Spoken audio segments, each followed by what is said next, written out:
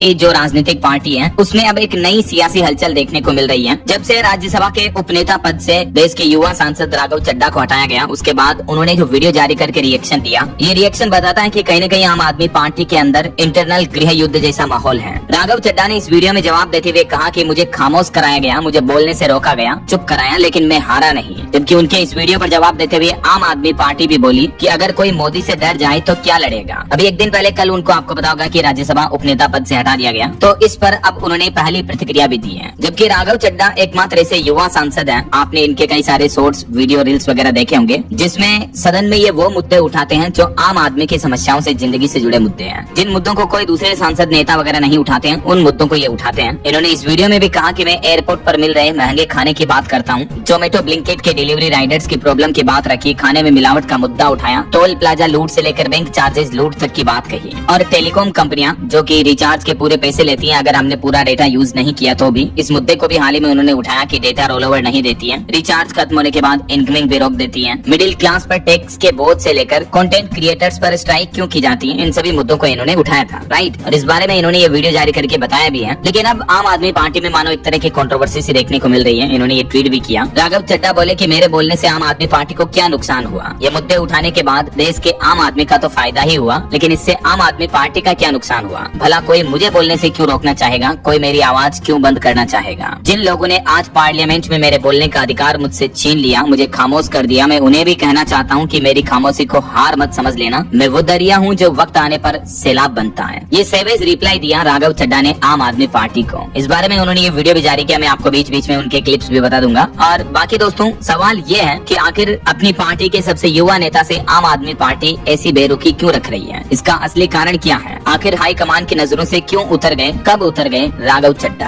आम आदमी पार्टी बनाम राघव चड्ढा, क्या अब अंदरूनी टकराव और बढ़ेगा। तो आइए पॉलिटिकल एक्सपर्ट जो राजनीतिक विशेषज्ञ हैं, उनकी इस पर क्या राय है देखते हैं। तो सबसे पहले समझिए कौन है राघव चड्ढा। राघव चड्ढा को अरविंद केजरीवाल के काफी नजदीकी माना जाता है, क्योंकि आंदोलन के समय से ही दोनों साथ थे। चड्ढा ने आम आदमी पार्टी से ही अपनी राजनीति की शुरुआत की थी। 2015 में उन्हें पार्टी का राष्ट्रीय कोषाध्यक्ष भी नियुक्त किया गया था और 2019 में वे दक्षिण दिल्ली से लोकसभा चुनाव लड़े थे, लेकिन उस समय हार गए और 2020 में फिर राजेंद्र नगर से दिल्ली विधानसभा चुनाव लड़ा और जीत हासिल की। इसके बाद उन्हें आम आदमी पार्टी का पंजाब प्रभारी भी बनाया गया। 21 मार्च 2022 को आम आदमी पार्टी की तरफ से उन्हें राज्यसभा के लिए नामित किया गया था। राघव चड्ढा पंजाब से राज्यसभा के सबसे युवा सदस्य भी हैं। वे पूर्व दिल्ली जल बोर्ड के उपाध्यक्ष और दिल्ली के राजेंद्र नगर विधानसभा सीट से 2022 तक विधायक भी रह चुके हैं। यानी देखा जाए तो राघव चड्ढा का आम आदमी पार्टी के साथ राजनीतिक सफर काफी लंबा रहा है और काफी महत्वपूर्ण भी रहा है। लेकिन अब सबसे बड़ा सवाल ये कि आखिर ये बात बिगड़ी कैसे है। तो कई राजनीतिक एक्सपर्ट्स का ये मानना है कि केजरीवाल और राघव चड्ढा में दूरियां उसी दिन से नजर आने लगी थी जब अरविंद केजरीवाल तो जेल में थे और राघव अपनी पत्नी परिणीति चोपड़ा के साथ लंदन में घूमते हुए मस्ती की फोटो सोशल मीडिया पर अपलोड करते नजर आए थे। तो इस इवेंट के बाद राघव को लोकसभा चुनाव में भी पंजाब से दूर रखा गया था। हालांकि बस औपचारिक तौर पर वे श्री आनंदपुर साहिब सीट पर नजर आए थे। तो ऐसे में राजनीतिक विश्लेषकों का ये मानना है कि पिछले कुछ समय से राघव चड्ढा पार्टी के अहम मुद्दों पर अपेक्षाकृत शांत नजर आ रहे थे। विपक्ष इसे जहां आम आदमी पार्टी के अंदरूनी मतभेद का संकेत बता रहा, वहीं पार्टी के जो वरिष्ठ नेता हैं संजय सिंह और उपनेता डॉक्टर अशोक कुमार मित्तल, उनका कहना कि ये एक सामान्य संगठनात्मक प्रक्रिया है जिसका मकसद है अन्य सांसदों को भी जिम्मेदारी देना। तो अब राज्यसभा में पार्टी के उपनेता पद से जो राघव चड्ढा को हटाकर उनकी जगह डॉक्टर अशोक कुमार मित्तल को नियुक्त कर दिया गया है। सूत्रों के मुताबिक न केवल पार्टी ने उनके नेतृत्व में बदलाव किया, बल्कि राज्यसभा सचिवालय को पत्र लिखकर यह भी अनुरोध किया कि राघव चड्ढा को सदन में बोलने के लिए समय न दिया जाए। तो